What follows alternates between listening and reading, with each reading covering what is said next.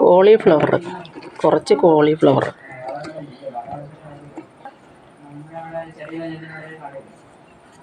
ഇച്ചിരി അരിപ്പൊടി, ഇച്ചിരി മുളക് പൊടി, ഇച്ചിരി കുരുമുളക് പൊടി, ഇച്ചിരി പെരുംജീരകപ്പൊടി, ഇച്ചിരി മഞ്ഞൾപ്പൊടി, ഇച്ചിരി ഉപ്പ്, ഇതെല്ലാം കൂടെ യോജിപ്പിച്ച് വയ്ക്കുക. പൊരിച്ച് കോരുക, എണ്ണയിൽ പൊരിച്ച് കോരുക. കരിയാൻ പാടില്ല, ചെറുതായിട്ട് ചെറു തീയിൽ മൂപ്പിച്ചെടുക്കുക.